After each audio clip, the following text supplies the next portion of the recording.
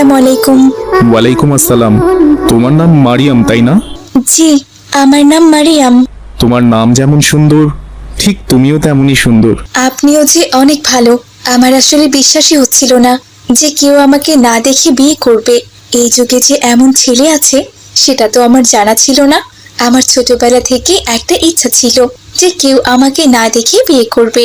এই জন্যই আমার কোনো বিয়ের ঘর আসলে আমি কোনো ছেলের সামনে যেতে চাইনি। এর জন্য আমার অনেক বিয়ের ঘর ভেঙে গেছে। কিন্তু যখন শুনলাম এই বিয়েতে কোনো ছেলে আমাকে না দেখে বিয়ে করবে, আমি সঙ্গে সঙ্গে রাজি হয়ে গেছি। কারণ আমি বুঝতে পেরেছি যে আমাকে না দেখে বিয়ে করতে চায়, সে আর যাই হোক, সে কখনোই খারাপ কোনো মানুষ হতেই পারে না। আমার প্রতি তোমার এত বিশ্বাস? হ্যাঁ, ঠিক তাই। কিন্তু আপনি আমাকে একটা কথা বলুন তো, আপনি আমাকে না দেখে বিয়ে করলেন কেন? তুমি যেমনটা ভেবে রেখেছো আমিও ঠিক তেমনটাই ভেবে রেখেছি। আমারও ছোটবেলা থেকেই ইচ্ছে আমিও কোনো মেয়েকে না দেখেই বিয়ে করব। আর যে মেয়ে আমাকে দেখতে চাইবে না সে মেয়ে কখনো খারাপ হতে পারে না। এজন্যই আমি তোমার মতো একজন সৎ ধার্মিক বউ পেয়েছি। আলহামদুলিল্লাহ, সবই আল্লাহ তাআলার রহমত। তবে আপনাকে কিন্তু আমার একটা জিনিস দিতে হবে। আজ আমাদের বাসর রাত, আর এই রাতে আমি আপনার কাছে একটা জিনিস চাইছি। আপনি কিন্তু ফিরিয়ে দিতে পারবেন না। কথা দিন আপনি আমায় দেবেন। আচ্ছা ঠিক আছে, বলো কি জিনিসটা মরিয়াম? আমি আপনার কাছে এমন একটি জিনিস চাই যে জিনিস পেলে আমি দুনিয়ার সব থেকে বেশি সুখী মানুষ হতে পারবো, এবং শুধু দুনিয়াতে না, আখিরাতেও সুখী হতে পারবো। কি বলছো মারিয়াম? এমন জিনিস আমি কোথায় পাবো? আছে, সে জিনিস অবশ্যই আছে।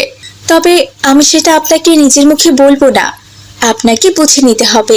আপনাকে আমি 2 দিন সময় দিলাম, সেই 2 দিনের ভিতরে আপনি আমার সেই জিনিসটা এনে দেবেন। তুমি তো আমায় অনেক চিন্তায় ফেললে।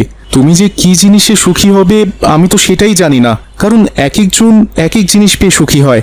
আমি তোমাকে কি জিনিস দেব আর তুমি কি জিনিস চাইলে তা নিয়ে তো আমি ভীষণ চিন্তায় পড়ে গেলাম। না না, আপনাকে চিন্তা করতে হবে না, আপনি শুধু ভাবুন, অবশ্যই পেয়ে যাবেন। আজ অনেক রাত হয়ে গেছে, চলুন গিয়ে ঘুমিয়ে পড়ি। এরপর ওরা ঘুমিয়ে পড়ল। পরদিন সকালবেলা রিয়াদ ঘুম থেকে উঠে খাওয়া দাওয়া শেষ করে দোকানের উদ্দেশ্যে যাওয়ার জন্য রওনা দিল। যাওয়ার সময় মারিয়াম তার স্বামী রিয়াদকে বলল, আসসালামু আলাইকুম, আপনি চলে যাচ্ছেন? ওয়ালাইকুম আসসালাম। হ্যাঁ মারিয়াম। আপনার কি মনে আছে কাল রাতে আপনার কাছে আমি একটা জিনিস চেয়েছি? আপনি কিন্তু 2 দিনের সময় নিয়েছেন, জিনিসটা কিন্তু অবশ্যই আনবেন। আমায় আর একটু চিন্তা করতে হবে, আমি তাহলে এখন আসি। আচ্ছা ঠিক আছে, সময় নিন, এতে কোনো সমস্যা নেই। তবে ওই 1 দিনের বেশি কিন্তু আপনি আর সময় পাবেন না। এরপর রিয়াদ তার ব্যবসার কাজে চলে গেল।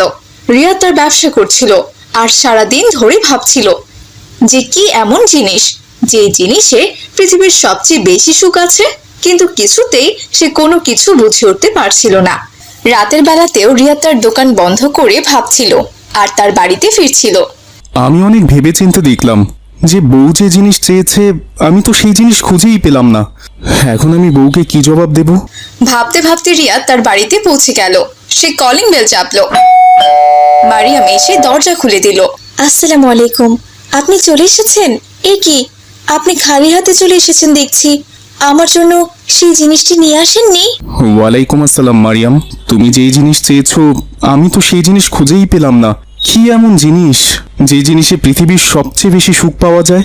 আমি তো সেটা জানি, কিন্তু আমি আপনাকে বলবো না। এটাই তো আপনার পরীক্ষা। আসলে আমি দেখতে চাই আপনি কেমন দিনদার আর ধার্মিক। আপনি যদি সত্যিকারে আল্লাহর বান্দা হয়ে থাকেন, অবশ্যই আপনি সেই জিনিসের খোঁজ পাবেন। কাল যেহেতু শুক্রবার, সারাটা দিন আপনি ভাবার সময় পাবেন। আসুন, আপনি ভেতরে আসুন, আপনার জন্য আমি খাবার রেডি করেছি। খাওয়া দাওয়া শেষ করে ঘুমিয়ে পড়বেন।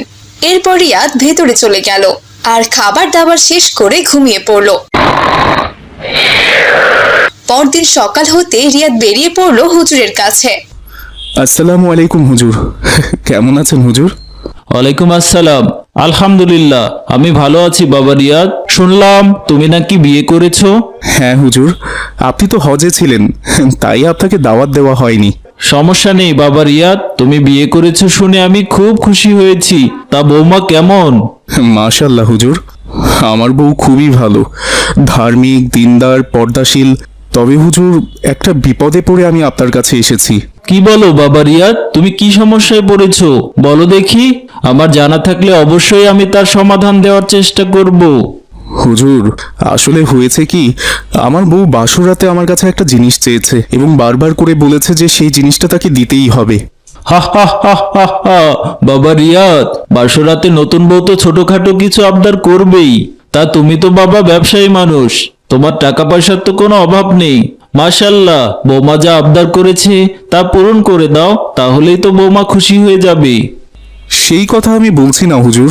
আমার বউ যদি কাপড় চোপড় সোনা গয়না ধন দৌলত চাইতো তাহলে সেটা আমি অবশ্যই দিতাম, কিন্তু বউ এমন একটা জিনিস চেয়েছে সেটা আমি চিন্তা করতেই পারছি না। কি বলছো বাবা রিয়াদ, বৌমা কি জিনিস চেয়েছে? হুজুর, ও আমার কাছে এমন একটি জিনিস চেয়েছে যে জিনিস পৃথিবীর সব থেকে বেশি সুখ বয়ে আনে। শুধু ইহকালে না, পরকালেও সেই জিনিস সুখ বয়ে আনে, কিন্তু আমি অনেক খুঁজেও সেই জিনিসের সন্ধান পাচ্ছি না। হা হা হা। বাবা রিয়াদ, তুমি তো দিনদার ধার্মিক, কিন্তু তুমি যে এত বোকা সেটা আমি জানতাম না। বৌমা যে আবদার করেছে সেটা আমি তোমার মুখে শুনেই বুঝতে পেরেছি। সত্যি বাবা রিয়াদ, ভাগ্য করে তুমি এমন একটা বউ পেয়েছো। বৌমা একদম আল্লাহর খাঁটি বান্দা, সঠিক জিনিসটাই তোমার কাছে উপহার হিসাবে চেয়েছে। কিন্তু হুজুর, কি জিনিস চেয়েছে সেটাই তো আপনি বললেন না। শোনো বাবা রিয়াদ, বৌমা সোনা দানা হিরে মুক্ত জহরত কিচ্ছু চাইনি। সে শুধু উপহার হিসাবে চেয়েছে একটা কোরআন মাজিদ। কোরআন মাজিদ? কোরআন মাজিদ কি করে মানুষের জীবনে সুখ বয়ে আনে?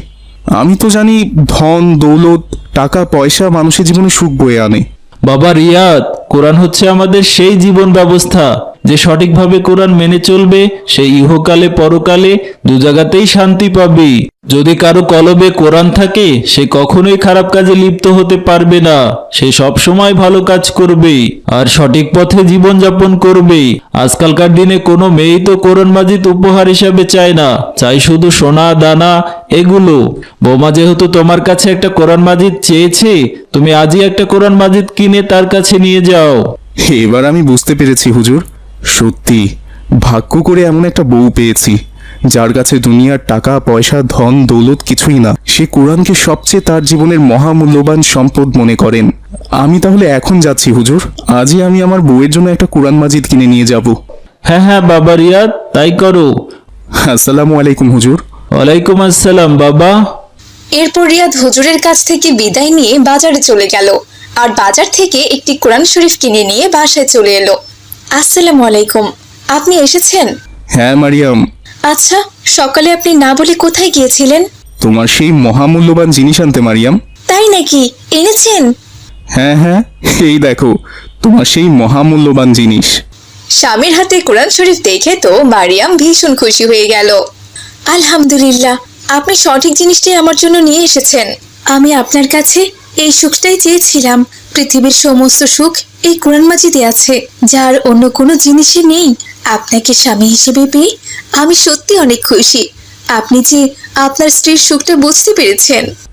আমিও তোমাকে বউ হিসেবে পেয়ে অনেক খুশি হয়েছি মারিয়াম। এই নাও মারিয়াম, তোমার কোরআন। এরপর রিয়াদ কোরআন শরীফটি মারিয়ামের হাতে তুলে দিল।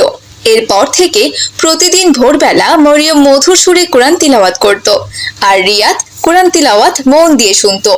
এভাবেই তারা স্বামী স্ত্রী সুখে শান্তিতে দিন কাটাতে লাগলো।